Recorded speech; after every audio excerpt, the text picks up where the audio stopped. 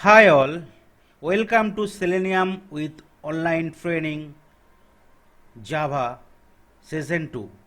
So this is the June morning Indian time batch. So one session already completed. So this is the second session. So in the first session you already get to know, right, about what is Selenium WebDriver all about, what is automation testing all about, what are the prerequisites required, right, to run any automation project with the help of Selenium WebDriver. So first you need to install Java in your system. You need to install Eclipse. You need to install a Selenium jar file. Then also you need the required driver. In case it is Chrome browser, it will be Chrome driver. It is a Firefox browser, it will be Gcode driver. In case it is I browser, it will be I driver, like that. So once you done all the installation, then with the help of Eclipse you can create a new project. So we can create a new project. Once the new project is created, right, src folder will be there. In the src folder we can create packages, and in the packages we can create multiple classes. So in the training package there was a class session 1 already created in the last session. So today I will create a new class, right, which will be session 2. So just I am entering the name as session 2 for today's session, and we will be selecting the public static void main method, right. Without main method we will not able to run our script in the Java. Definitely we can run it whenever we will be using TestNG, so we no need to worry. So, and once the project is created, right, we have associated the Selenium jar files, right. That is the reason, so we are able to get all the important interface or classes or methods available in the Selenium WebDriver, right. So you can see here we have added that jar file here in the library path, right. So add external jars and you can select that jar file, whatever has been saved in your desktop or other drive. So that is the prerequisite. You need to create a project, you need to create a package, class, and you need to associate the jar file. Then for running any single test case, you need to set up your screen, right. So that is the part. So first I will set up your driver. I will set up my driver. Okay, so it is a Chrome driver. So it will be system.setProperty webdriver.chrome.driver, and the path of the Chrome driver, and is saved in my desktop here. So I have given the path of the Chrome driver. Then with the help of WebDriver interface, I will be creating a driver object with the help of Chrome driver class, and I will maximize the driver. So that is the line of code. Definitely I need to write every time. I need to set the driver properties. I need to create a object or instance for the WebDriver interface, and from the Chrome driver class I will maximize the driver. Okay, so in today's session I will try to cover these are the important functionality, how we can perform an operation on the image checkbox, radio button, or in case it's a drop down box, right, and how we can scroll up and down a web page, and how we can create our own customized XPath or CSS selector. So first we will try to figure out what are the different operations we can perform on an image. So image is nothing, right. It can be sometime fixed component, right. So if I go to any of the web page, right, this is the Facebook web page. If I go there, you can see this is the image, right. So how you can find, sometimes that image can be there can be link or hyperlink there, so that I can click that link or hyperlink. Sometimes there will be no link will be there, right. It's just kind of fixed component. Only we can view the properties. We can't perform any operation. So in case it is a kind of a link is there, definitely we can click it, and if we click on that link, sometimes the image will be displayed in the same window, or sometime in different window or browsers, right. Sorry, different browsers.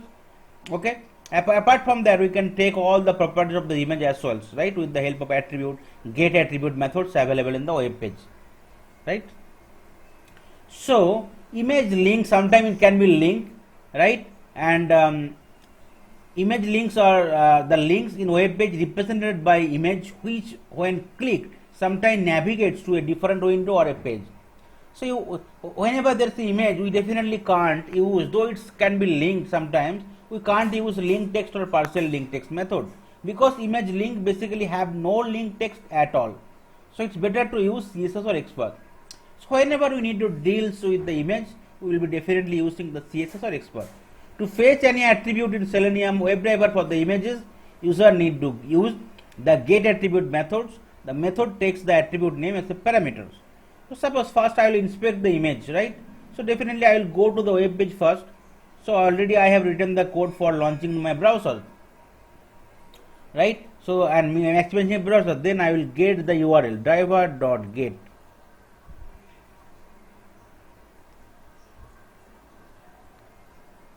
Okay, so a page is loaded successfully, will be loaded successfully. Then I will need to inspect the Facebook element. So how can I do it? So I need to first press F12 button from my keyboard, right, from my desktop or laptop keyboard, F12 button, so that I can inspect the element, right? So if I mouse over that icon to inspect the Facebook image, so you can see. And how you can find this is the image? So images will start with img or src tag, right? And this is the attribute class src, or this is the attribute of the image. So definitely I will be storing the image properties into an web element, right? Because in case it's a find element, it will be single element, and we can store in a web element. This is the class available in the Selenium WebDriver. So Facebook image, that is the variable name. How can I get it? Driver.find element, right? By dot I will be giving the properties as XPath. So how can I extract the XPath? Right click here, copy here, you can get the XPath of CSS I already shown in the last class. So in case you don't want to create any customized XPath, you can get it the XPath, default XPath. So by dot XPath, and you can give the XPath name here, right? So we are hard coding the XPath, we are not creating any XPath by our own, but I will show you how you can create our XPath. You can see there is an error is coming, right? You can see there is error. So web element cannot be resolved a type, right? So if I click here, you can see here we need to import the web element class from the org.openqa.selenium packages. So once you import successfully, so you can see that like no error is there. Still there is an yellow button. Yes. Can you again show me that? So how to create from image to XPath? Can you once again show me? Yeah. So just first open the web page, then press F12 button from your keyboard. Then there will be right any inspect element button will be there. That button, just click on that button, then mouse over, right? Whatever field you want to highlight, right? Suppose I want to highlight the Facebook, right? So I am mousing over and I am releasing the keyboard. Sorry, I am releasing my mouse. So you can see all the properties for the images, and starting with img, that means it's image. In case any of the web element is starting with img or src tag, so that will be definitely image. So then just select that part and right click here. So you can see there is an option will be there, right? Copy element, the properties you can get it copy XPath, you can get it copy CSS, like that. So that will be your default XPath and default CSS. That is the XPath and that is the selector, means CSS. If you want to get it default, so you can get it. So I have just copied my XPath. So by the XPath I have tried to identify my element, right? So and after identify the element, driver.find element by the XPath, and that element I am storing into web element. The variable name is Facebook image. Now that particular variable I can check the properties. In case it is a clickable, then I can definitely click it. So with the help of that variable dot click operation, but here it is not clickable at all. The image is not clickable. Only we can view the properties. So we can view the attribute, right? Class attribute we can get it. SRC attribute we can get it. We can get the ALT attribute. So how can you get it? So we need to use the SOISO method, so that will be printed out here. So SOISO method. Then the variables I will be giving it. Then I will be calling the get attribute methods, and I will be passing that attribute whatever I want to print it, right? Suppose I want to print the first class, so I need to give it in double quote class. That is the one part. Similar way, I want to print other attribute as well, right? So one is class and one is SRC attribute. Only three attributes. One is ALT attribute. So I can also print out SRC attribute. I can print the ALT attribute.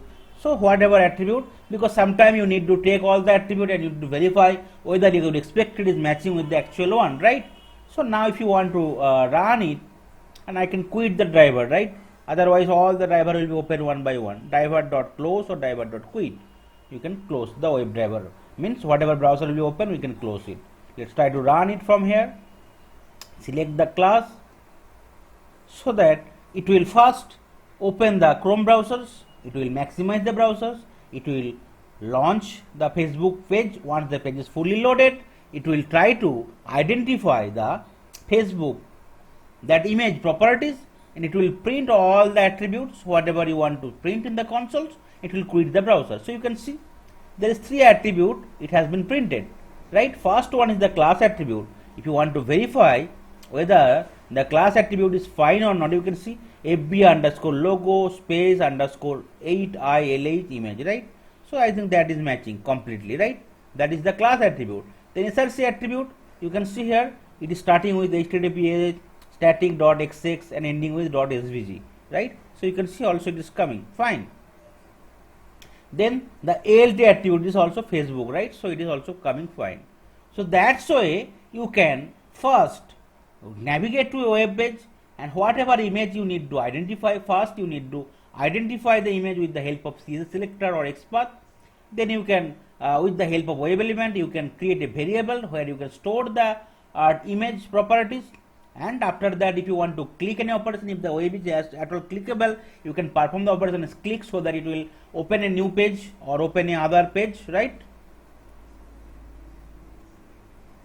Okay, and in case it is a not clickable, so you can definitely get all the properties of that images, right? Whatever properties is there, and you can store them and you can verify them as well, right? So these are the different properties was there. But in case it is more property, you can, and if you wish to get all the property, you can get it, right? So that is the different operation you can perform for the images. So I will comment out all the code, line of code here. So you can see here. So if the formatting is not correct, you just select all the, suppose say formatting is not correct here, you select all the line of code already told yesterday last session, click on the source, click on the format, so it will be automatically formatted. And if you want to comment out some lines of code, so that definitely those code will not be deleted from your class, but definitely those will not be relevant, right? So you can add block comment. So if you again uncomment them, so again select all the lines of code whatever has been commented, just remove block comment, so it will be removed, again it will be inactive status. So that's why you can write work in the Eclipse. So this is the first part for today's topic, is the operation on the image, right? Then I will cover what are the different operations we can perform on checkbox and radio button and select box, right? So for checkbox and radio button, you already know. Suppose this is the web page, right? You can see here a lot of radio button is there and checkbox is there, right? But what is the difference between checkbox and radio button? So radio button is that you can select only one at a time.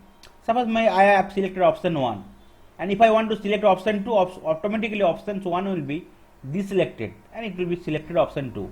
But for checkbox, we can select or unselect all the checkbox at a time, right? So if you single click, it will be selected. If you double click, it will be unselected. So that is the basic difference between radio and checkbox. So that is the URL we can try, right, to perform the different operation on a radio button or checkbox. Okay, so first I will try to perform the different operation on a checkbox. So these are the important operation we can perform. We can select or unselect a checkbox with the help of click methods. We can verify whether it's displayed or not, or you can verify whether it's enabled or not, right? In case it is not enabled, first we will check whether it's displayed or not. In case it is displayed, we will check whether it's enabled or not. In case it is enabled, we will check whether it's selected or not by default. In case it is not selected, we will be trying to click on the checkbox, right? Even we can unselect it, right? So first, let's open that URL here in my lines of code. So driver dot get, and I will pass the URL here. Okay. Then definitely I need to identify the element, right? First, So whatever, in case I want to perform the operation on checkbox 1, 2 or 3, I need to identify the element with the any web element property. It can be ID, it can be class, it can be name properties, or it can be link text. Partial link text will be only applicable whenever there is a link only, right? So for the other part, we will not be consider link text, partial link text. In case it is none of the properties match, so we will be trying for our creating our own customized XPath or CSS selector. So let's press F12 button here in the keyboard. So immediately you can see that options that inspect element that part will come here. So you can select on the inspect element button and you can mouse over, right, your cursor to that properties, right? So you can see this is the input type checkbox. So based on the input type you can find out whether it's checkbox, whether it's input box, right? So in case it is a text, so definitely tag name will start with input but type will be text, right? In case it is a button, type will be button. So that's why based on the tag and type you can identify easily what the property is all about for the web element. Its name is web form, right, and ID.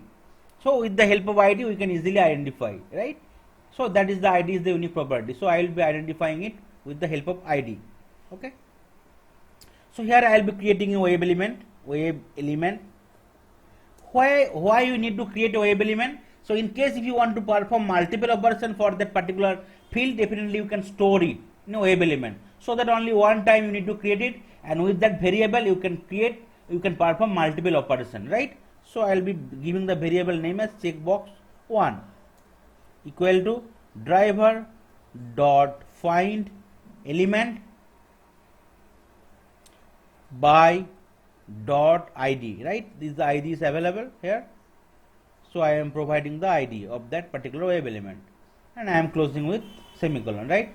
So that is the part id. With the help of id I am trying to inspect it.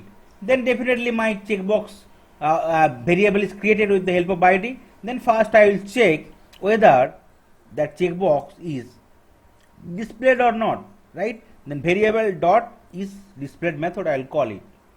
Then I will again check whether is after displayed whether is enabled or not, right? The variable dot is enabled.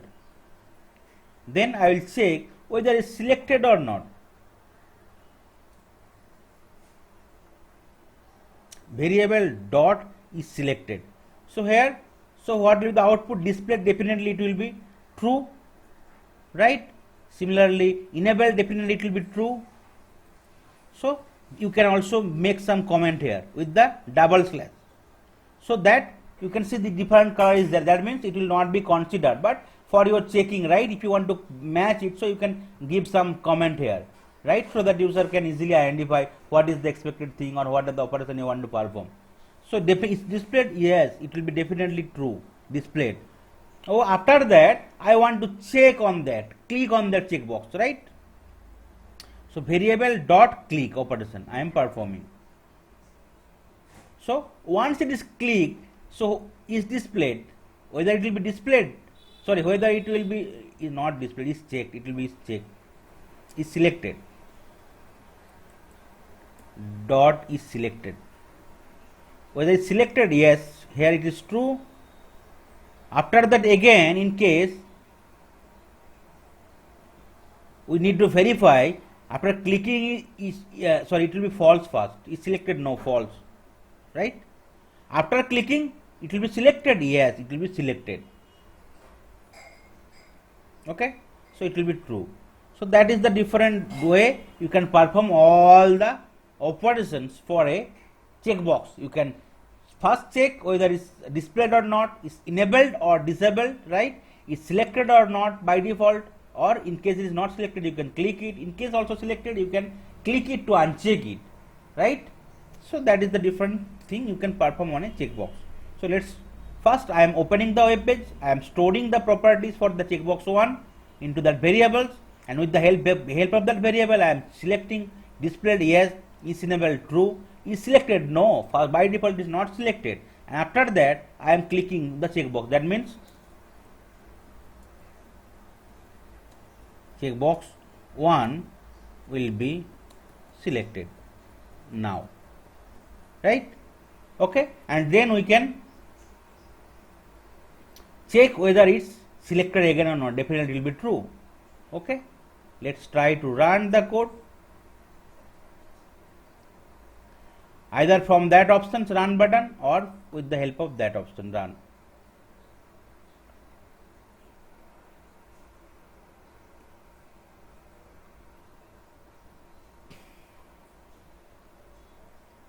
So it will open that Chrome browser, it will maximize the browsers, it will open the page, then it will try to identify the checkbox one and it will check it. You can see it is getting checked, right? And properties, if you want to get printed in the console, you can see first one is displayed, it is matching with true. Second one is enabled, so it is matching with true. Third one is selected, no, it is matching with false. After that clicking, it is matching with true. So it will be binary, either true or false, right? All the important method. Now say again, I want to click, right, on the checkbox 1. So what will happen? So checkbox 1 will be unselected now, right? So checkbox 1 will be unselected now or deselected. Okay. After that, if I want to check whether it's selected or now, okay, then it will be false. So here it will be true fast, right? So I can give some wait time, right, before that option. So how can I give some wait time? Thread dot sleep. Here you can give some millisecond. So I will be giving suppose 4 seconds. I want to wait for 4 seconds. And whenever you are giving a thread dot sleep, you need to surround with try catch blocks, or you need to add throw some declaration here. So I will be surrounding with try catch block. So what are the operation it will be doing? It will be identifying the checkbox 1. It will check whether displayed, enabled or selected not. So it will print all the thing. After that, it will check the checkbox 1. Then it will print out whether it's selected or not. Again, it will try to click on that checkbox. That means again it will be deselected. And after that, again it will be displayed whether it's selected or not. So it will be false. Okay. Now let's try to run your lines of code and you can close the browsers. Right. Driver dot quit. And before quitting also you can wait for some times, right? So that you can wait for 2 seconds or 3 seconds. So I'll be waiting for 2 seconds or 5 seconds, even more also. Okay, let's try to run the code and let's see.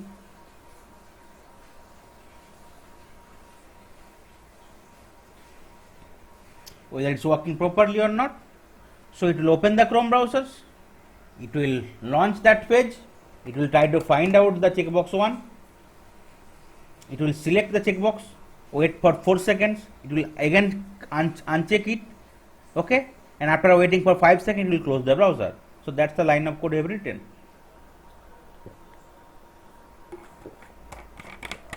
And output, first it is displayed true. Second it is enabled true. Third it is selected false. Then after clicking here, right, whether it's selected true, then again I am clicking here and again we are checking whether it's selected no false. So it is matching properly. So that's why you can perform different operation for the different checkbox. So I am commenting this line of code here. Now I will try to perform different operation for the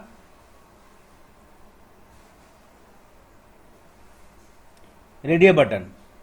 So checkbox we can check or uncheck for radio button in case you are selecting for a single options. So it will nothing will happen. Instead of that, you need to select for the other drop down so that it will be so subbling out, right, from one to another it will go.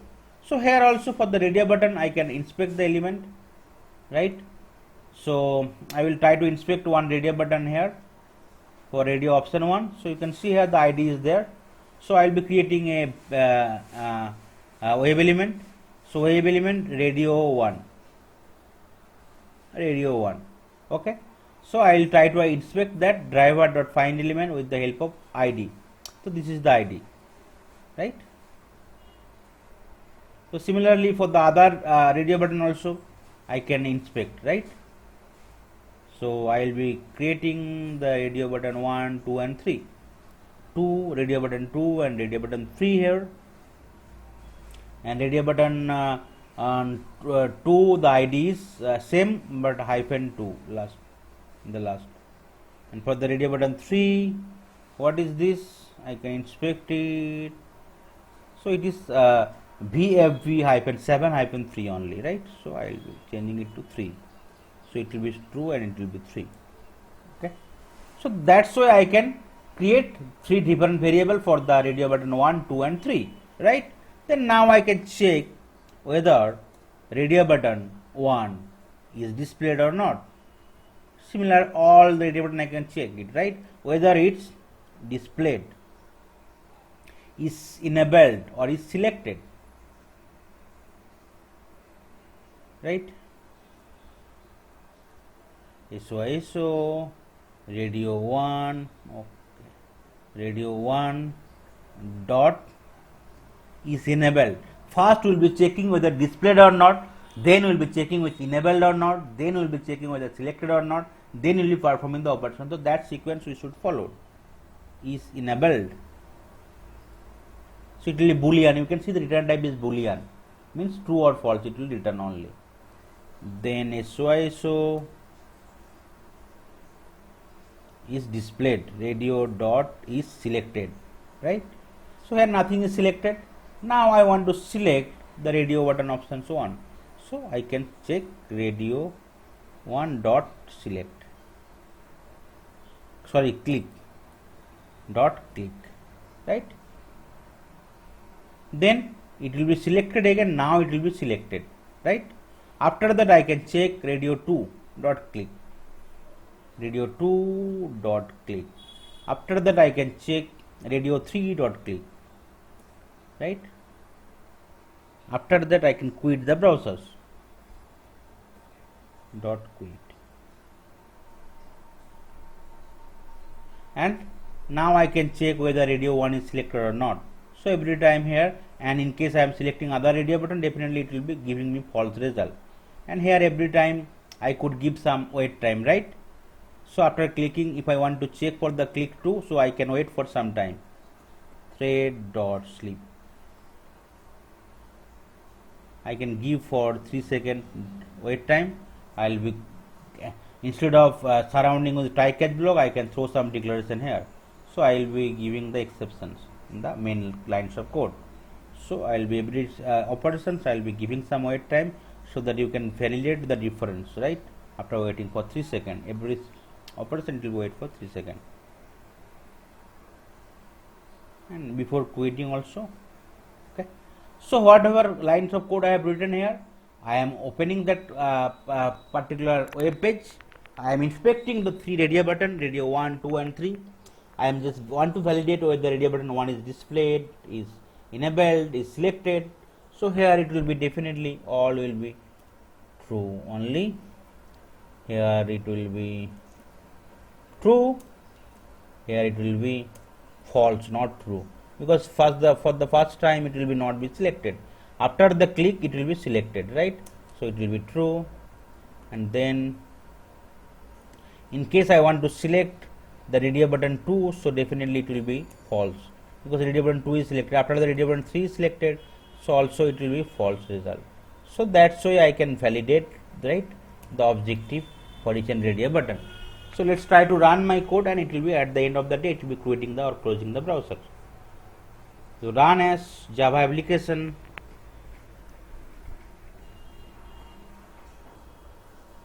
So it will open that web page or URL after launching the Chrome browser and maximizing it. You can see option 1 is getting selected. Now option 2 is getting selected. Now option 3 will be getting selected after waiting for 3 seconds, and it will quit the browser. Right? So my code is completely working fine. So whether it's displayed, you can see the result on the output, displayed true.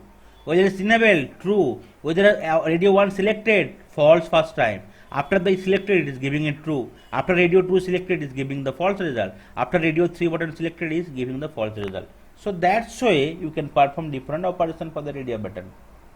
Okay. So any questions from the 3 topics covered, images or radio button or checkbox? Otherwise, I will go for the next part. Yeah, I have a question. Yes. Yeah, means what are the positions where we need to use the time, means pause, timeout No, keys. timeout or thread time only you will be using for our learning purpose only. But in the real time, no thread time will be using. Okay. Just I want to see you that whether it's happening or not, each and every operation, right? But in case you are not giving it wait time, so it will be too fast, and you will not able to see whether the option one, option two, option three is getting selected and it's quitting the browser. You can see the page is open and some selected and it will be getting closer. It will be very fast. It is not the manual one, right? So that is the reason we are giving some thread time, so that you can understand whether the every operation is performing successfully or not. But in the real code we will not be using that options. Thread.sleep is nowhere we should use in the real time. Okay. Uh, Haradhan, I having some doubt. Mm-hmm. Okay, in previous code for red dot sleep, we have used a try catch block. Yeah, Okay, so that is the Java thing. Okay, you no need to worry. So whenever you will be using any thread.sleep, either you can use that option, right? So I am giving it thread.sleep. Okay, so I am just telling you. yeah, Suppose I am giving suppose second or millisecond, right? So here, as we already given a exception, so that it will be handed through that exception. So right now no need to give it. In case if you remove it, so every time you can see error message will be there whenever we have used it. So either there will be two options will be there. Either we need to give throw declarations, or either we need to surround with try catch block. This is the two options we can handle that particular exception. Got it? So in case we will be using throw declaration, so it will be need to select, and whatever why I have selected exception. So in case I am selecting exception, so all kind of exception will be automatically selected, automatically handled, right? So that is the reason. Otherwise I need to do it for each and every lines of code wherever we will be using thread.sleep. So that is the reason I have tried to give you two options. Okay. yeah.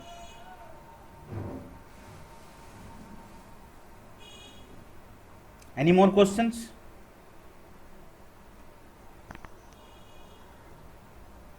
Okay, I'll be going to the next part.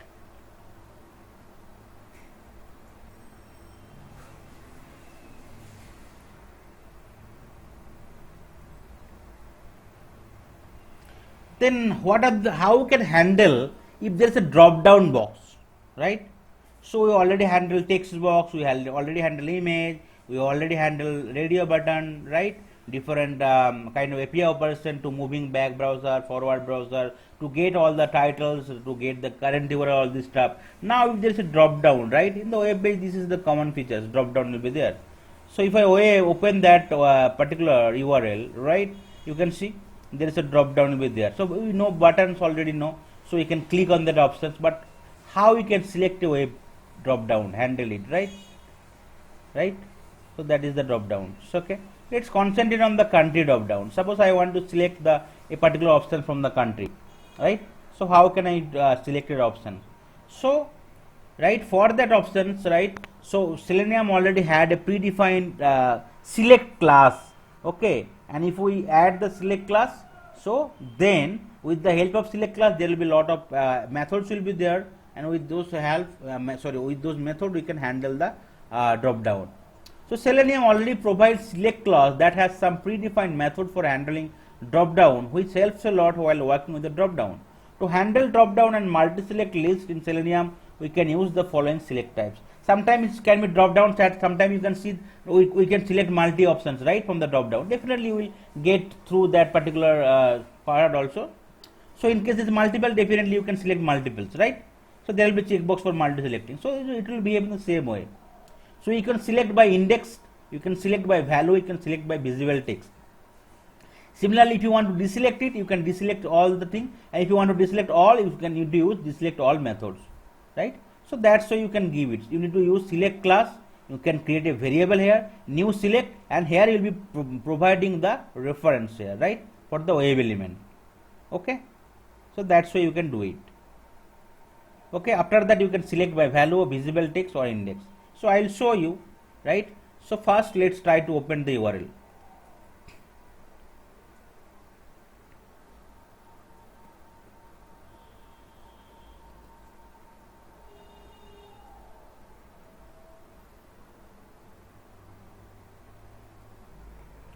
Okay, so I am opening the URL.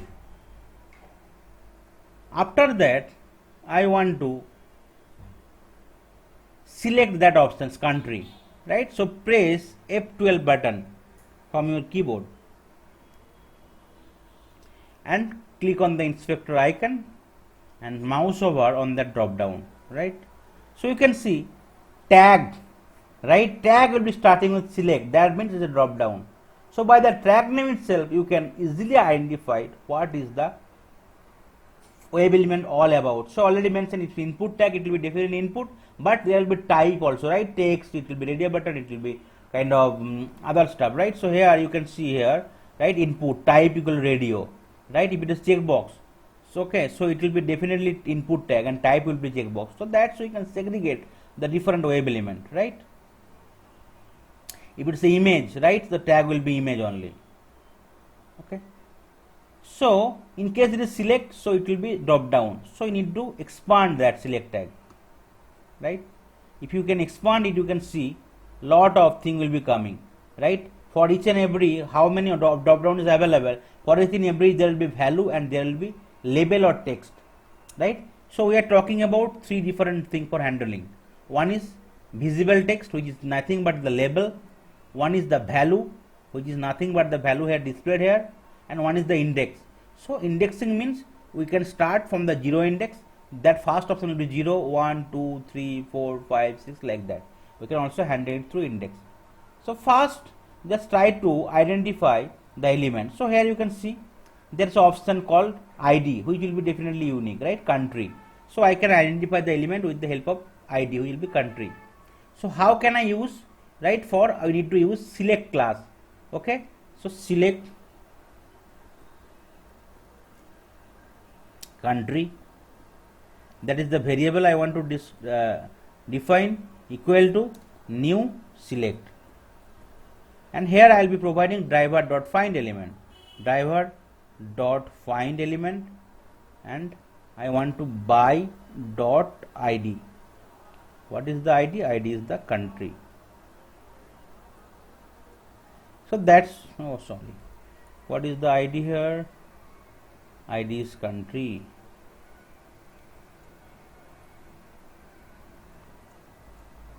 Okay, so that's why you can just create a variable with the help of select tag for handling a drop down. You can see some error message is coming, right? We need to import select class from the org.openqa.selenium.support UI package, then only your message is gone, right? Still okay, I need to enclose to it semicolon. Okay, now you can see only yellow icon, that means that variable is not used anywhere. So now if you use that variable, right, you will be getting all the options, right? Deselect by, select by, right? In first you need to select the select, right? So how can you do it? So you can use that part, select by index, select by value, select by visible text. So I will be first selecting with index, right? Suppose I want to select first. So by default India is 0th index.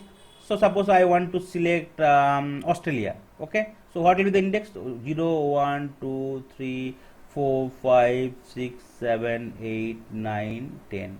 So I will be giving the index as 10. So here Australia will be selected.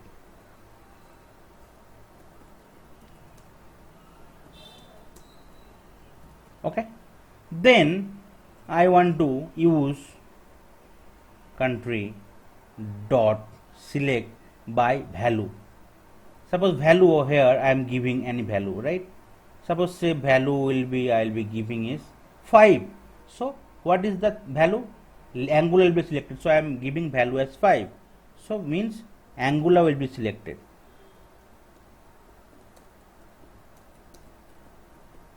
Okay, so country dot select by value. Why it is error message is there?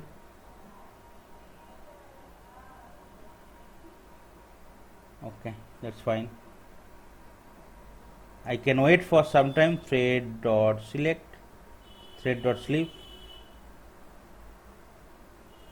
I can use 2000 millisecond here, 3 second.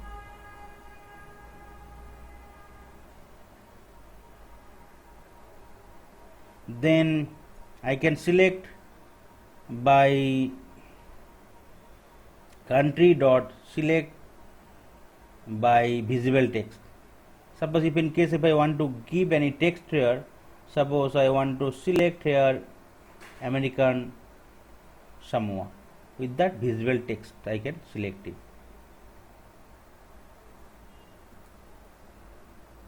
Okay, I think it not to give that in double quote only. Okay, the error message will gone, you can see. Now we can wait for every time 3 seconds. So I will be using add throw declaration, it will be exception. So every time I will be giving some 3 second time so that you can visible make it view that it is properly working or not. After that I will want to quit the browser, driver dot quit. Okay, so you can see the it's not in proper shape, so you will be selecting and you need to format it. You can format it, source format, so it will be formatted automatically. So I am opening that page. I am with the help of select class I am creating a variables, right? With the help of id properties I am identifying it, I am creating a variable, and with the help of that variables I am trying to select by index. So index means it will starting from the top to bottom 0 1 2 3 4 like that. Value, definitely it will be displayed here, this is the value, it will be displayed. You need to inspect, you need to expand that option, you can get all the value, and this is the text, right? So you can either select it through value or through text. So here, so definitely American Samosa will Samoa will be selected. Okay, so because it is a text only, so no need to worry, it will be selected here.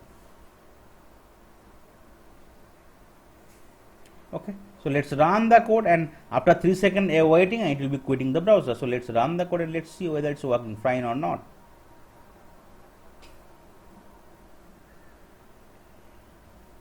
So it will open the Chrome browser. It is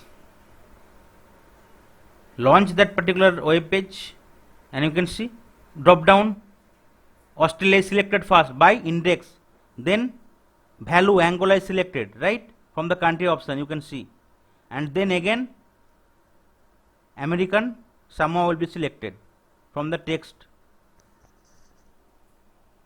Okay, it is, I think it is not getting selected, some problem is there, maybe because of some space related issue it can be there. You can see you may only deselect options or a multi select, so it is not selecting. Select by visible text, so it got failed. You can only deselect options of a multi select. Okay, sorry, I have used deselect by visible text, so definitely I can deselect it, right? So because it was not selected at all, so instead of that I need to use select by visible text. So you can see by the options itself, right? So here you can see that is the error message is throwing exception in the thread made java.lang.unsupported operation exception. You may only deselect options of a multi select, right? So you can see this is the method is not correct, so it will be select by visible text, not the deselect one. So if you correct it and if you run it again, so it will be definitely American Samoa will be selected. So let's run it again. So in case you are doing any error, definitely it will be displayed in the console part, and you need to debug your script based on the error is coming. So as and when you will be doing some mistake and you will be correcting them, you will be getting more knowledge day by day. So that's why you need to do more practice, so that it will help you to learn the thing in a proper way. And definitely as and when you are enhancing your debugging script by doing some mistake, so easily those kind of mistake will not happen in the next time. So if you run it again,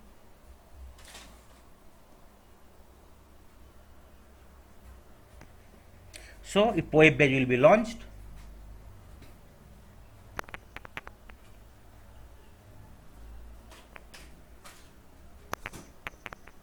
You can see first Australia is getting selected. After 3 seconds it will be selected by the text, American Samoa, everything is selected, and it will be quit the browser. Okay, so my script is working properly fine. So no error right now. So that's why you can handle any kind of drop down box. And in case the drop down box there is options for selecting, definitely you can deselect it. So that will be some checkbox will be there apart from the drop down, right? So there will be some multiple, but this is single drop down means so you can select at one option at a time. But definitely you can get some different kind of drop down where you can select multiple options at the same time. So once you selected, right? So definitely you can select it, and even if you want to unselect it, you need to again click on that, so it will be unselected with the help of different options we have method we have provided here, right? Deselect by visible text, deselect by index, deselect by value, and if you want to deselect all, so it will be deselected by methods, all methods. Okay. Any questions?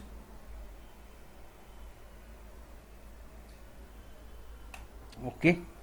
Then I will cover the XPath and CSS. Before that, I want to cover one important topics, which is the scroll down and up a web page. After that, I will cover like how can you create your own XPath or CSS. So scroll bar is nothing, right? So here you can see. So whenever you are opening a page, right, you can see sometime your page will not fit in that browser, right? So there will be kind of down or parallel way we need to scroll bar to get the visibility of the object, right? Suppose here I want to perform in the last, here I need to click on that options, right? Privacy setting or the term and conditions, right? So definitely I need to scroll bar, right? Sometimes otherwise it will not able to identify the element and it will not able to select it, right? So that is the reason we need to scroll right and down, left or top or bottom, right? That option, scroll bar option. Okay. So scroll bars allows user to move around screen in horizontal or vertical direction if the current page scroll does not fit in the visible area of the screen. It is used to move the window up and down, right? To scroll using Selenium, user need to use JavaScript executor interface. So definitely you will get to know what is interface and class all about. So from tomorrow's onward, I will start the session for Java. Once the Java is completed, again I will start the session for Selenium WebDriver. Then I will go with the TestNG, Maven and framework, right? So today I will try to cover all the Selenium WebDriver. Then from tomorrow onward, all the Java will be started. Okay, so that you can get the visibility what is all the stuff we are talking about. So to scroll using Selenium, user can use JavaScript executor interface, which help to execute JavaScript method using Selenium WebDriver. So with the help of window.scroll by method, we can scroll down a web page, right? Okay, scroll down. So if I want to scroll vertically, so we need to give that y-axis, and in case we need to horizontally, so we need to give the value in the x-axis. User can scroll the web page till the end. So I don't want to move the web page some pixels. Instead of that, I want to go directly to the bottom of the page, right? So we can use scroll to method, right? That is the method, right? We can use scroll to. So it will be go to the bottom of the page. And in case we need to, sometime we need to scroll to a particular web page. Suppose I need to scroll only to get the visibility of that one. I don't want to go to the down. Only suppose I want to click on the my account or that option. So I only want to go to that option. I want to identify the element and I want to click on that. So I will go through that option. So user can scroll down to a particular element by using window or scroll into view method. So this is the three important methods available for handling the scroll down or up a page. So here I already mentioned JavaScript executor interface, not a class. So okay, one thing you need to remember, we can create a object or instance for the class, but not for the interface directly.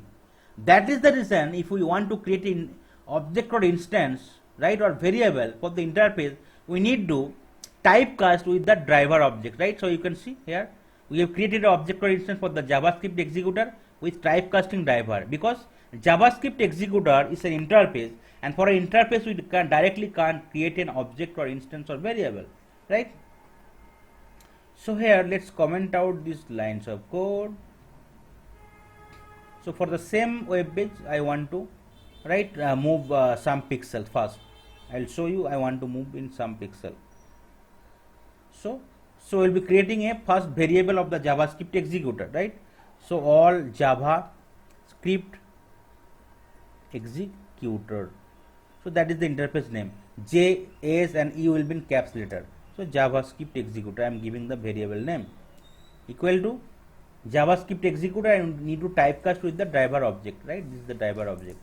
So JavaScript executor, I am typecasting it to make it equivalent to class driver. Then only I can create a object or variable, right? So here you can see some error message is coming. You need to change, okay, JavaScript executor. Okay,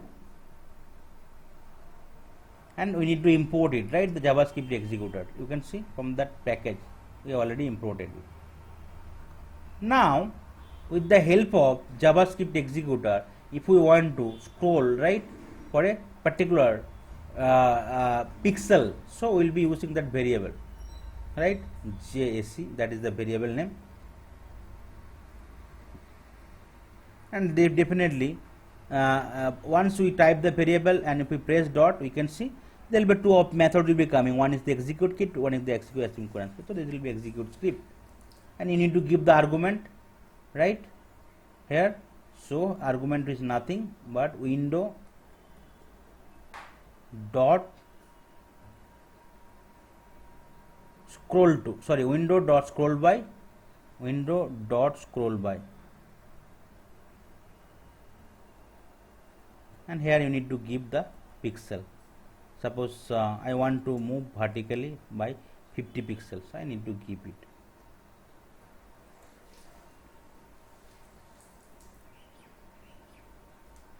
Okay, I need to give it the double quote.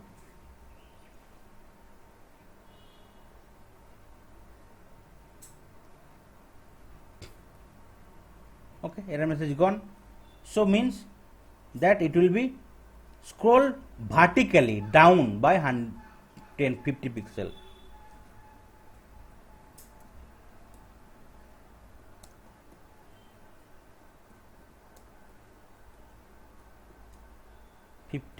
Pixel. Okay, in case you want to horizontally write by 10 pixel, you can give it, but here in the page, right, there is no horizontal scroll bar available, so there is no need. In case the horizontal scroll bar is available, we can write, I mean we can vertically move right or left, right, but only here there is available in the vertically, so there is only vertical movement is required. So horizontal is not required because there is no scroll bar, but in the some of the page there is a scroll bar should be available for the horizontal movement as well. Okay, so now we'll try to run my script. Okay, so that it will scroll vertically down by 50 pixels. I have given it. Let's try to run the code and let's see. So it will open the page, and after that it will vertically down 50 pixel. You can see the scroll bar, it is down by 50 pixel.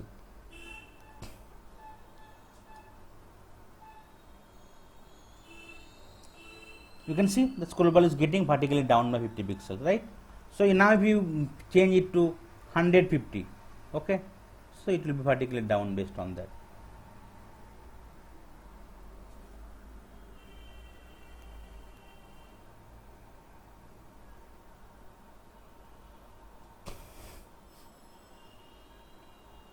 It will open the page and it will vertical down by 150 pixels. You can see it is 150 pixels, right? So that's why you can move your based on your required pixels movement.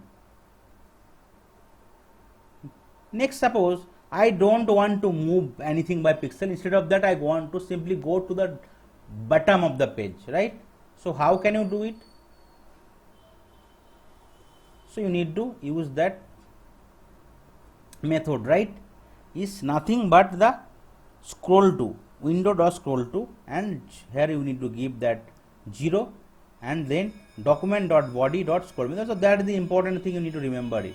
Okay, so I'll be copying that part here.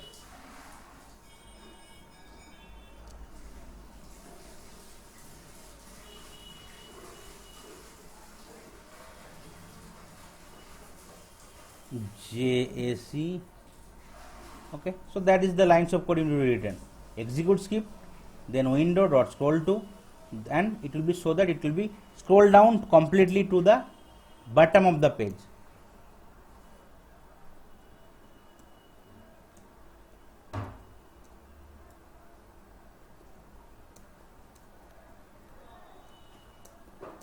Okay, so let's try to run the code and let's see.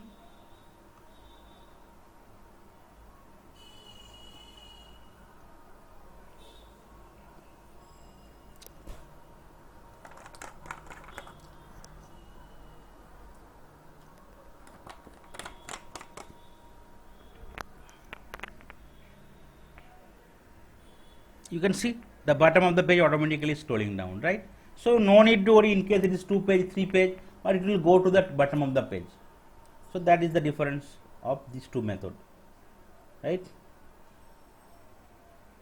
Then the last one I will show you.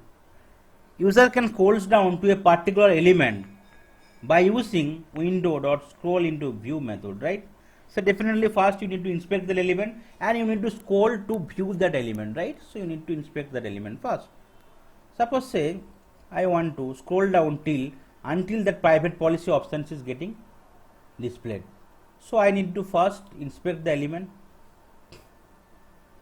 press F12 button here. So what is this private policy, right? So definitely you can see I know I need to go to the private policy part. So you can see this is the link. So I can identify the element with the help of a link text or partial link text, right? So I'll be creating a web element here. Okay, what is the link name? Privacy policy link. That is the variable name I'm giving. Equal to driver dot find element by dot link text.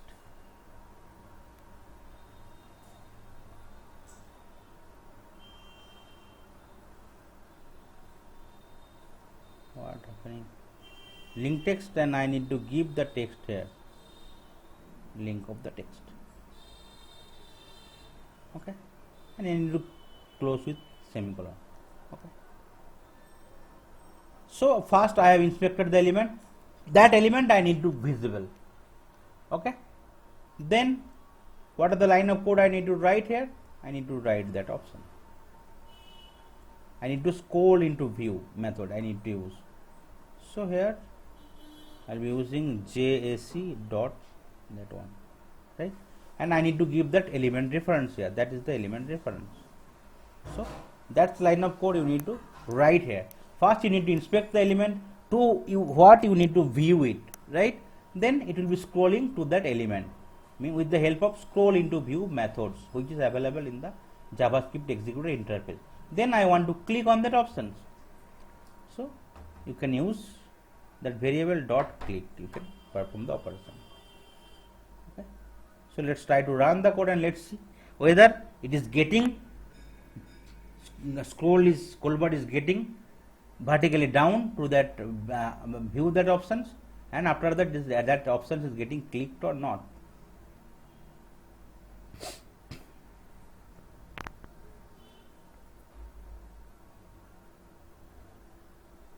So page will be open, and after that scroll bar will be right. You can see displayed down, and the option is getting clicked, and it is opening new window, right? So that's why these are the three important method available in Selenium WebDriver, right, for handling the scroll bar movement in vertical or horizontal direction, right? To scroll down by some pixels, we can use scroll by method. To scroll down to the bottom of the page, we can use scroll to method, and to scroll down to a particular element to view it, we can use scroll into view, that important method, window dot scroll into view. These are the three important methods available. Any questions? Yeah, I have a question. Like you used the by link text, Mhm. that feature. So can a link text be duplicate copy on a screen? Means Yeah, it is can it be. unique? It was unique. That is the reason it's highlighting. So definitely, how you can select it? It's a unique or duplicate, right? Just select the text, okay, and press Ctrl F, and here press Ctrl F. You can see one of one means it's unique. Got it? Okay, if there are three elements, Yeah, suppose. definitely. So we'll be creating XPath then. So definitely will not be Okay, possible. That is the reason I will be showing you. In case it is unique, you can easily identify it with the help of ID, class, or name or link text. In case it is not unique, then we need to go with the XPath creation path. Okay. But definitely that part, most of the time, that link part will be unique. No need to worry. That link name will be unique in nature. So, okay. Some difference will be there, but like in case it is not one of one, definitely will be create our own XPath customized way. Okay. okay. No need to worry.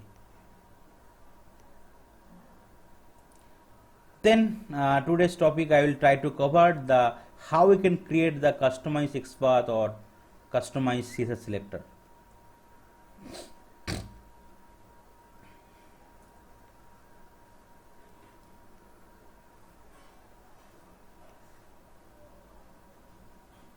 So what is XPath? XPath is the XML path. XML is nothing but the extensive markup language, right? XML, HTML, you already heard it, right? So XPath is defined as XML path. It is a syntax or a language for finding any element on the web page using XML path expression. XPath is used to find the location of any element on web page using HTML DOM, which is nothing but the document object model structure. So here if you open anything, right, you can find out all the structure. DOM structure means it is getting some tag, right, and all the properties. So they have developed with those properties. That is the reason it is coming, right? So it is nothing but those properties. So for each and every element will be some unique properties. Definitely some uniqueness will be there. In case there is no uniqueness, definitely some indexing uniqueness will be there. Then only you are able to visible it, right? You are able to identify and perform the operation. In case during development of the web page, in case there is no unique, right? So definitely it is not possible for you to perform the operation. That is the reason first element should be identified uniquely, right? With the help of XPath. In case you are not able to identify it with the help of link text, partial link text, ID, name or class attribute, then only we will be going for the XPath or CSS selector. XPath is a technique in Selenium that allows you to navigate the structure of a web page HTML. XPath is a syntax for finding element on web page. Using XPath in Selenium helps find elements that are not found by locators such as ID, class or name. XPath in Selenium can be used on both HTML and XML documents. So primarily three type of XPath is there. One is the relative XPath, one is the absolute XPath, one is the partial XPath. So absolute XPath is nothing. We can try to identify the element from the root of the from the root, and it will traverse from the root to the child direction, right? So absolute XPath contains the complete path from the root element to the desired element. It's begin with the root element path and it's prefixed with a slash, only single slash. Whereas relative XPath is more like starting simply by referencing the element user want to and navigate from the particular location. It's begin from the current location and prefixed with double slash. So that is the two important thing. Relative XPath and absolute XPath. Absolute XPath will be single slash and relative XPath will be double slash. But we should prefer relative XPath. Why we should prefer? Because sometimes, suppose say, I want to identify a particular person, right?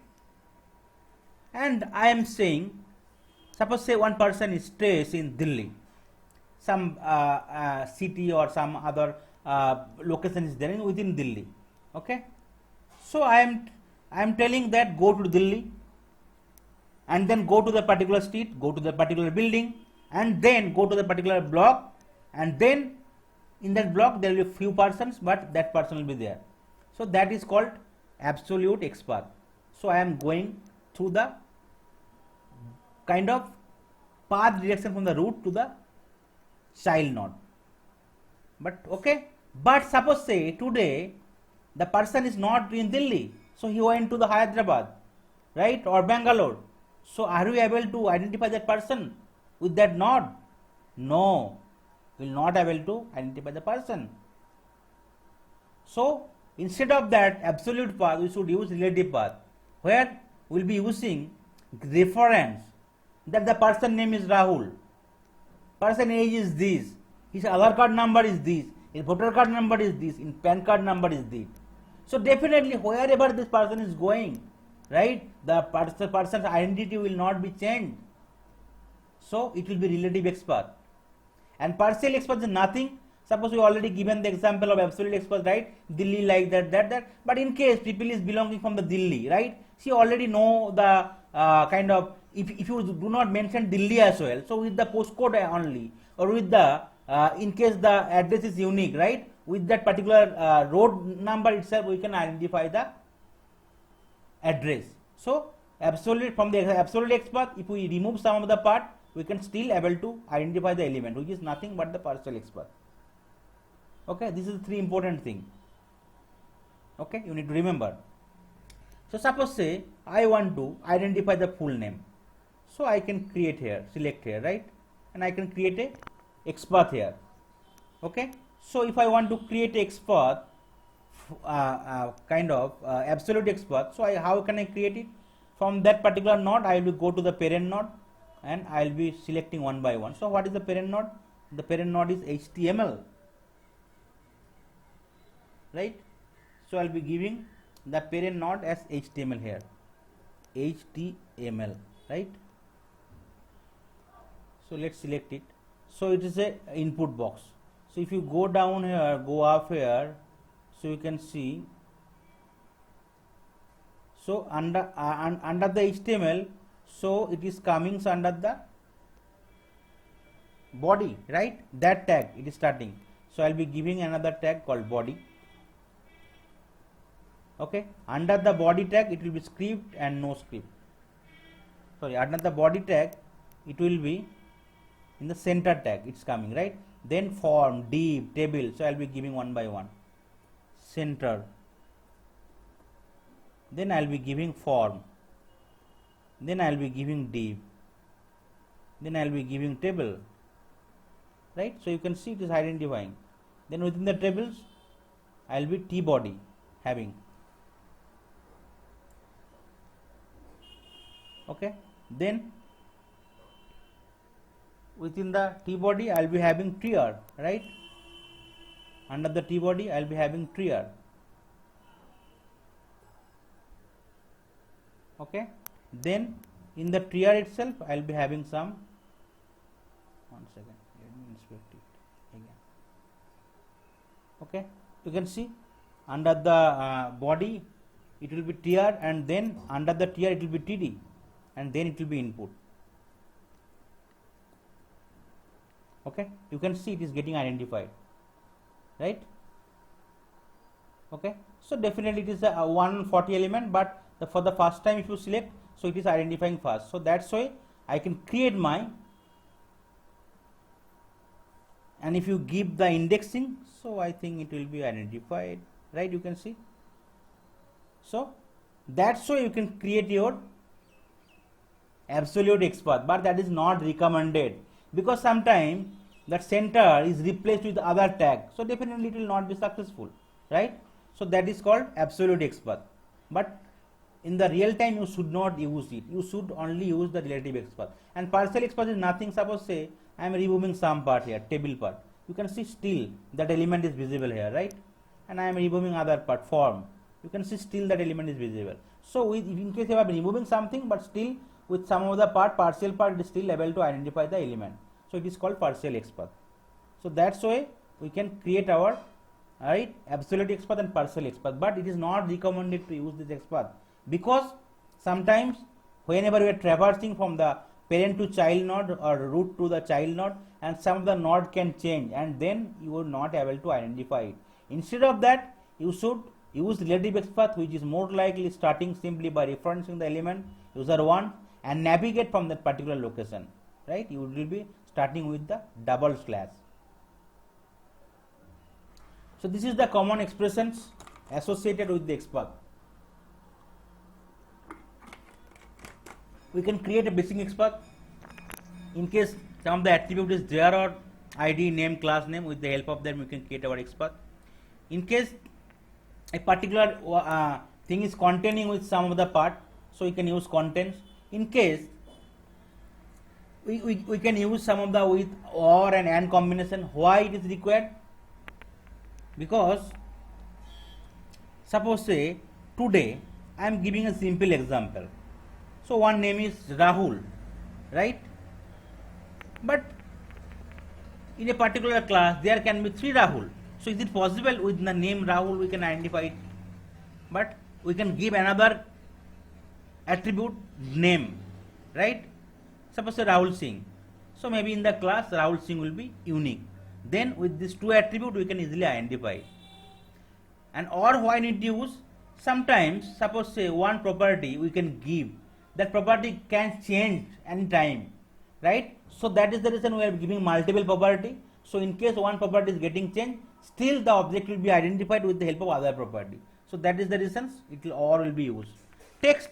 So whatever we are talking about, right? Whenever there is a link, right, with the help of text we can create our XPath and start with, right? Or content. So why we need to use? Sometimes in XPath some of the part is there, but that part maybe for that particular thing that there is 3 part A, B and C. Okay, definitely we can use complete part sometimes, but in case out of A, B, C, say B part is not fixed all the time. I am giving one example. Suppose there is a field called name, right? And if you want to retrieve that field, so every time name will be fixed, but the numeric part name, sometimes it can be name 1 2, sometimes it can be name 2 3, sometimes it can be name 4 5, like that. So that part is not common, it will be volatile every time. Then how you can handle or create XPath? So you will be only go for the fixed part, right? So there can be 2 or 3 part. One is the fixed component, one is the dynamic component, right? So definitely we will be not be going for the dynamic component, we will be going for the static component. So that is the reason static component we can use contents or start with, okay, and we can create our own XPath. So this is the symbols we can use: / tag name, then third bracket @ attribute name equal to attribute value. We need to code with third bracket. Otherwise, if you do not know the tag name, we will be using star mark. Otherwise, same thing. So I will be creating XPath here. Suppose for the full name, I want to create XPath here. Let's inspect the element. Okay. So you can see name is there. So with the help of name, I can create XPath, right? So what is the syntax? / then tag name, right? So press Ctrl F here, /. So name is that part. / what is the tag name? That is the tag name input, INPUT input. Then give third bracket, then give @ attribute. What is the attribute name? Name equal to single quote, then attribute value, close single quote, close third bracket. You can see one element is fine and is highlighting in the yellow color, and if you again hit it, you can see that option's full name option is getting highlighted. So that is the XPath we have created, right? Okay. And if you want to validate once more time the XPath, copy the XPath, go to the console in your browser. Here press that part $x, and then within the first bracket you need to give the double quote and the XPath whatever you created. So give $sign, right? Give X and bracket double quote bracket close bracket. So you can see if you enter, you can see one input is there, right, which is input box, right? You can see if you expand it, you can view only one. Length is 1, means only one is there, right? And if you select move over your cursor in the input box, it is still highlighting the input field full name. So that's why you can validate it. Okay. Now say let's try to implement in our code. So you open the page. Now just identify the element with the help of XPath. Find element by dot XPath and just press our XPath whatever we have created by our own way.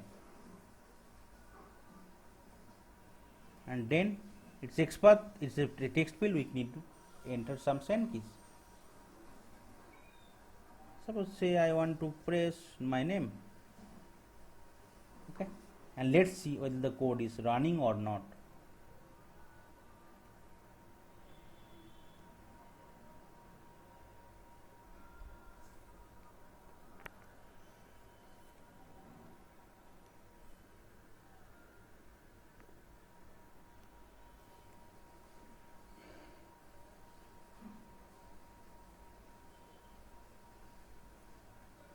Okay, it got failed.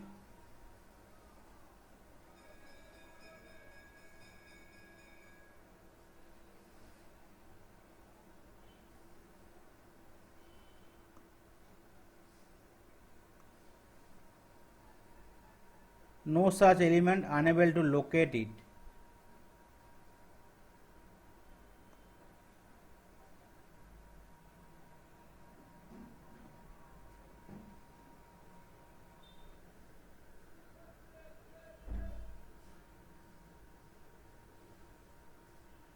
Okay, sometime it can be there because I've already mentioned, right, that part maybe sometime it is not common in nature. So right now you are able to create your XPath, right, but next time that part is getting changed. So that is the dynamic part, right? So that part is it can get changed next time. So that is the reason it is not able to identify it. So XPath creation is successful, but still as its dynamic part is getting changed, right? So suppose initially whenever we created it was name 1 2 3, but next time whenever we are opening a page it will be changing it to next 2 4 3 like that. So it is not getting matched, right? So that is the reason we should use other way. Either we should need to use with contents word, or we need to use start name start with. That is the reason it is getting failed. So we'll be creating the XPath with the help of contents, right? So here we'll be giving some other name, contents, CONTAINS, contents. Will be giving first bracket. So instead of that part I'll be removing that part, okay, and closing the first bracket.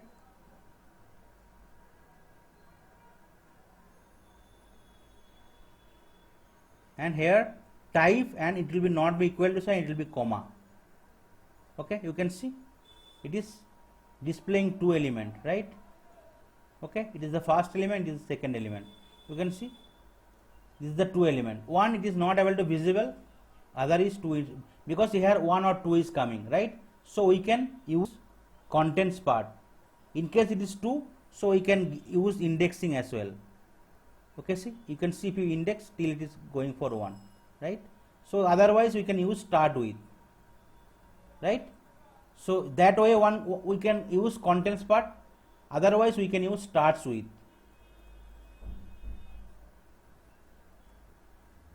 Okay, you can see only one element is fine, right? Okay, so that are the different terminology you should use uniquely. So in case it is not working, you means that second dynamic component or that dynamic component is getting changed every time. So you need to start with static component, right? So in case it is static component, definitely it will not be failed. So you can replace it now. So that are the different way you need to create your XPath. Let's try to replace that, and let's try to see whether it's working fine or not. Okay, hopefully it should run now. So why I need to fail? Because I want to get to let you know that, right, though your name is there, but still name all the components is not static in nature, and that is the reason it's getting failed. You can see now Haradhan is getting entered here, right? So that is the reason you can easily identify that though the numeric part is there, the numeric part is not fixed here. It is volatile, every time it will change. So we need to go with the static path, and we need to create XPath in such a way that it will never be failed. So that is the reason lot of things is there, right? We can use contents, we can use start with, so that we can create XPath uniquely, right? Okay, and you can see here we can use or and operations, right? So okay, so how can you use and or? So in case the XPath is not able to create it with a unique property, so I can use multiple part, right? So suppose say I'll be going for the mobile number, another field, right? So here you can see there is an ID is there, right? Name is there. So definitely name part sometimes can be fixed, sometimes can be volatile. So I am to create XPath. So definitely it will be unique. In starting with input tag, I'll be giving third bracket, right? I want to click on that mobile number, right? So here I can give @name, sorry, equal to, I can give the value. In case that part is not getting changed, so definitely it will be able to identify it. I need to give within the first bracket. And if I want to give OR operation, OR means either any of the property, it will be fine. I can give either any of the other property. One is the name, other is the ID. ID equal to the value, and I will be closing with bracket. You can see only one or one identify is fine, right? You can see here. So OR I have given. So any of the property is, any of the attribute value is uniquely identified, then it will feed it. I mean it will identify it. So no need to worry. So in case that part is getting changed, still ID that part is not getting changed. So you can easily identify it. So mobile number field I can easily identify it. Let's try to write few lines of code. Driver dot find element for the mobile number field by dot XPath, and you can give your XPath, and here you need to send some keys, dot send keys. Suppose I want to give some number here, like that. I want to enter. Let's try to run your code and let's see whether it's working fine or not.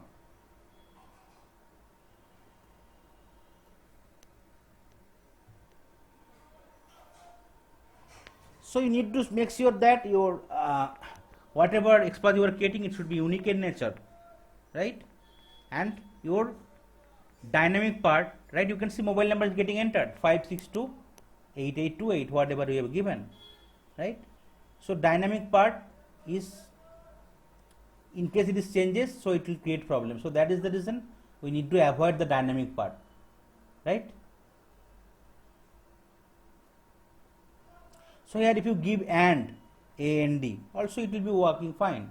So AND or OR. AND means the true properties should be matched, then only it will be working, otherwise it will fail.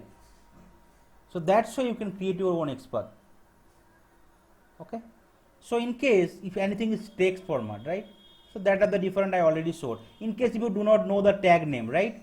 So you can remove that part. You can just remove with star mark. No need to give the tag. / star means it will consider all the element locator instead of tag name. But name and ID, with the help of that, you can immediately identify it uniquely, right? So that are the different thing I have already, contents and or and start with, right? Then I will tell you the text how you can create the XPath with the text, right? So text means definitely we have to go for the link only, right? Suppose say I want to check with that one, XPath, create XPath for that one, terms and option. So what is the tag name? It is starting with A. So / A, giving the packet here, and you need to start with text, text equal to sign, that you need to give the text, text, and value I will be giving it. What is the value I need to give here? So that is the value you can give it for the link, right? So terms and condition, that is the value I am giving it here. Closing. You can see one of one, right? So with the help of that, we can identify the XPath and we can click on that operation. So let's try to click on that link. Driver dot find element by dot XPath, and it's a link, so it will be click dot click. Now let's try to run the code and let's see what is happening here. It will enter the name, mobile number, and then it will click that options. Open the URL, enter the name as Aradhan, mobile number, right, and it is clicking on that option. Terms and condition is getting open here, you can see. So that's way you can create XPath for different, right, web element. But you need to make sure that web element properties should be unique in nature. In case some of the part is dynamic, not fixed part, then you should avoid that part. Otherwise, next time it will fail. Okay, that is the reason you should use content, start with other multiple parameter and or operation for the XPath creation. Then similar way, I will let you know also how we can create our own customized CSS selector. Then, one small doubt. Hmm. Can I ask once? Yeah, sure. Can you go to that web page, Rediff web page? Yeah, right. Okay. Here, can you click on that name, actually full name. Yeah. Top of the page. Yeah. Okay. So you have created by using the XPath. Hmm. Okay. Hmm.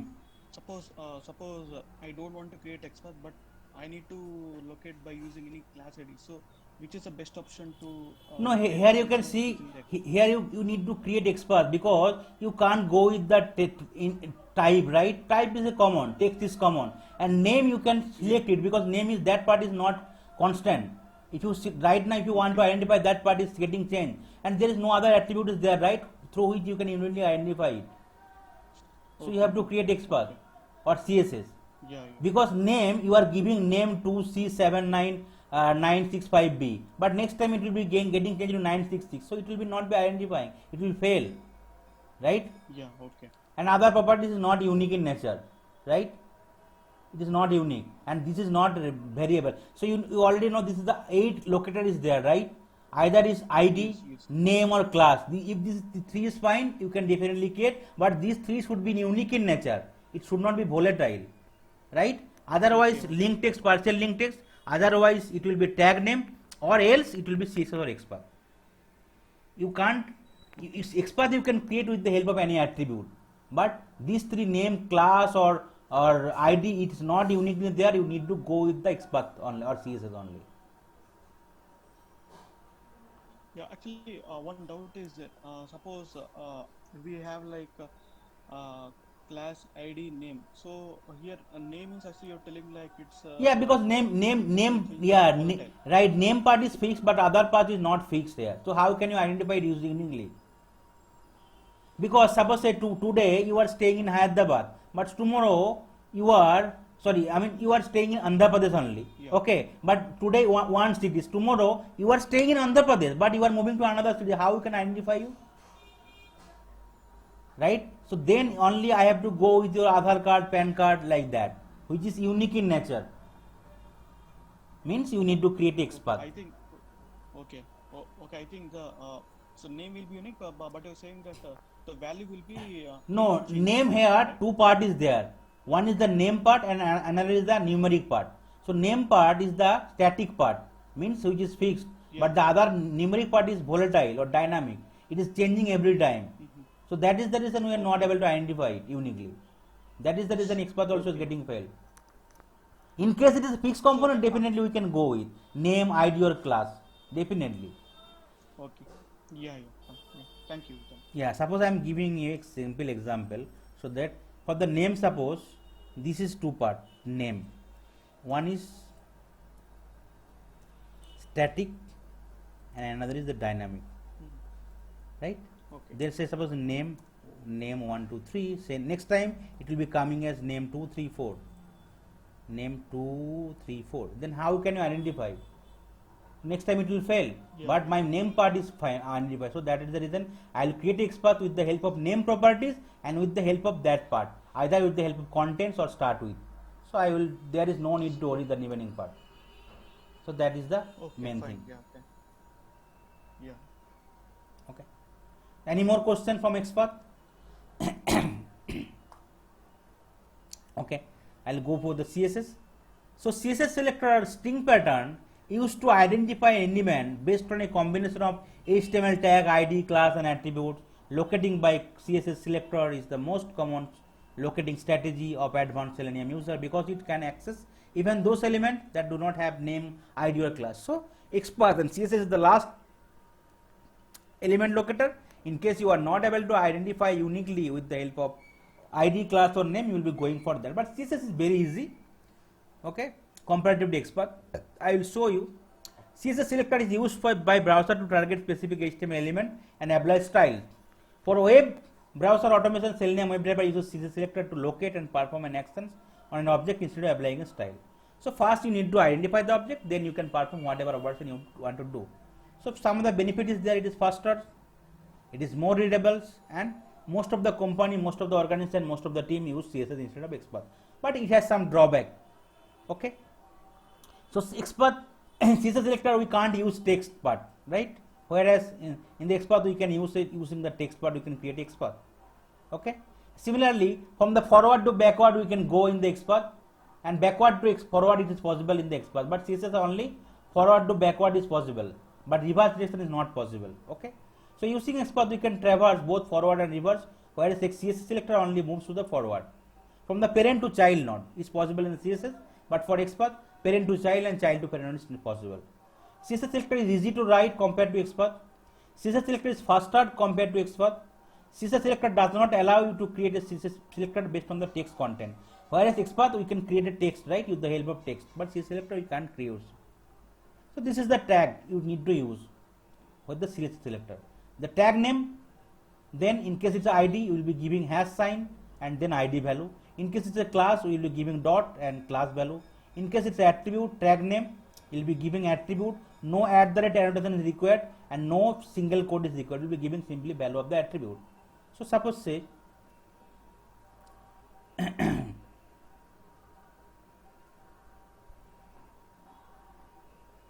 let's comment out these two lines of code. So for the first one, definitely I have identified with the help of XPath. For the second one, mobile number field, I want to identify with the help of CSS, or I want to create a CSS here. So you can see here, name is there, ID is there, right? So definitely name is not fixed component. It can be fixed, but it can be changed also. So how you can create a CSS with the help of name? So I already provided here. In case it is a ID, right? So I will be creating with the help of tag name first, tag name, then hash sign, then ID of the value of the ID. So tag name is input, so I will be creating here first tag name. So I am not giving any slash, right, double slash. So I will be simply giving the tag name, then hash sign, then value of the ID. Simply giving hash sign, then value of the ID. You can see it is highlighted, only one of one. So if you want to create your own CSS, how you can see whether CSS is correctly or not, you need to go to the console, right? Here you can give him $x, here you need to give some simple $sign. No need to give the expert. $sign, then give bracket, then give double bracket, then give the CSS part and end. Okay, you can see input, right? Mobile number, only one field, it is highlighted. If you expand it, you can see all the properties. Okay, you can see all the properties here. So that's why you can identify whether your CSS is correct or not, and only it's unique in nature or not. Another option here also you can check whether it's one of one, right? Okay, so let's try to identify the element with the help of CSS here. So driver dot find element by dot CSS. So it will be CSS selector, and you need to give the CSS selector value. Dot send key, I can give any number. Suppose I want to give the any number here. Let's try to run the code and let's see whether the number is getting properly entered here in that field, mobile number field or not.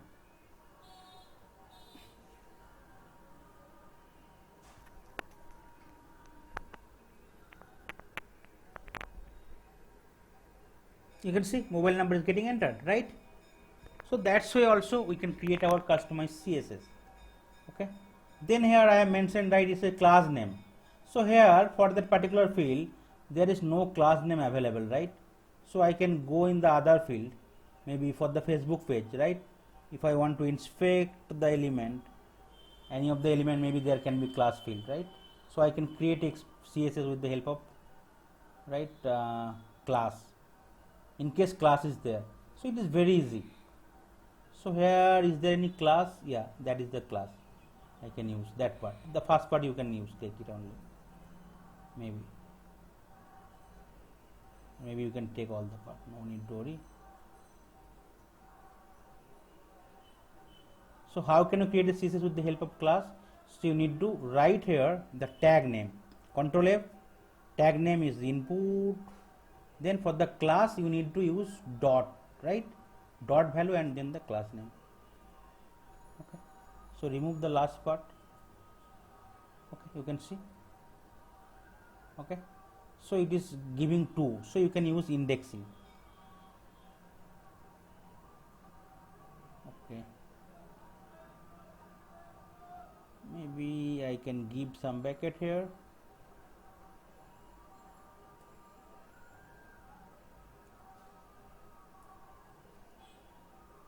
Okay.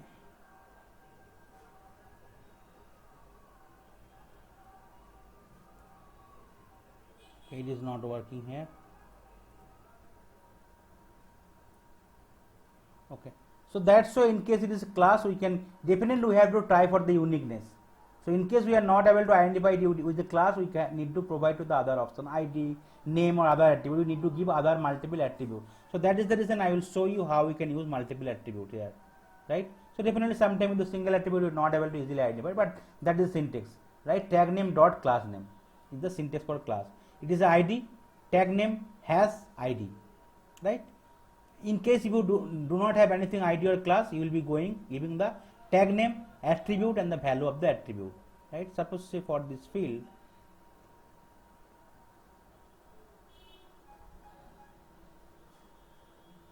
I have the name or ID name, I will be creating with the name. So I will be giving the tag name first, right?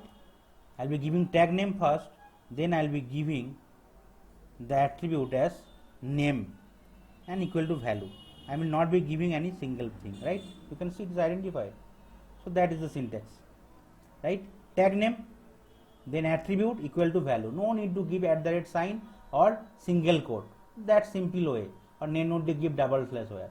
Only tag name, third bracket, attribute name and attribute value, right? You can see easily identify. So that is a simple thing, right? Now you can see attribute, prefix string, suffix string or sometime contents word we can create, right? So I was talking about that part, right? Suppose say I will be creating next path for mobile, right? Here you can see name part.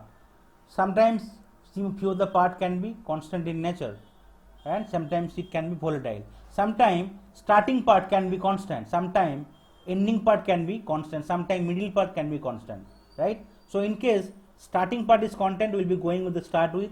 In case ending part is constant, we will be going with end with.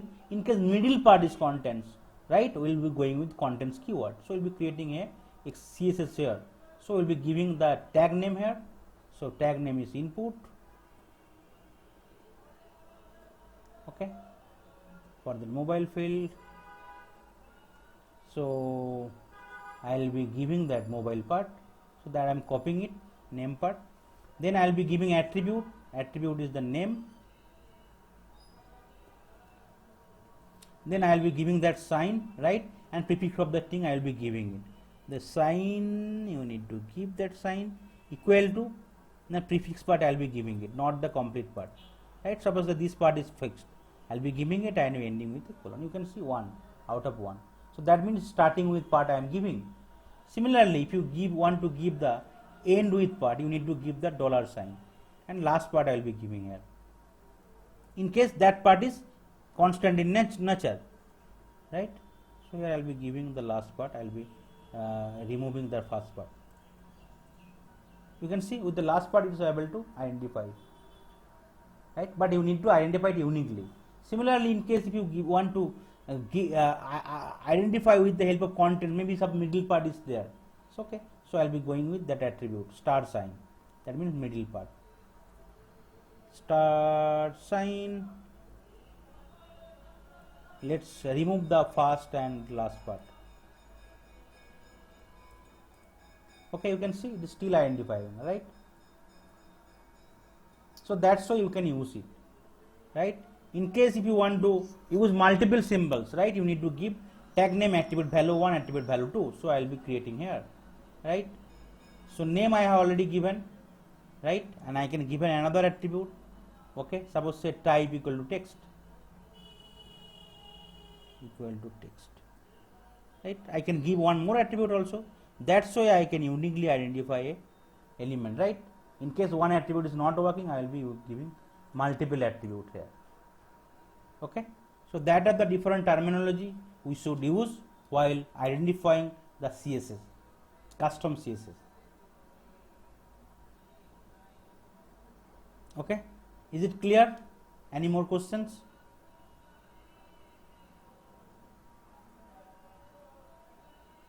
Okay, so today we have I have showed you how we can perform different operations for the images, checkbox, radio button, right? How we can, in case it's a drop down box, with the help of select class, how you can, right, select with the help of visible text or index or value, right? How you can scroll down and scroll up a page to some pixel to the bottom of the page or to a particular location, and in case the ID, class or name is not uniquely identifiable, how we can create our own XPath or CSS selector. In case it is XPath, how we can create our relative XPath, right, or absolute XPath or partial XPath, right? And with the help of relative XPath, how we can identify the element uniquely, right? With the help of text, start with contents or and or operation. And similarly for the CSS also, how we can create CSS very easily with the help of ID, class or multiple attribute or start with,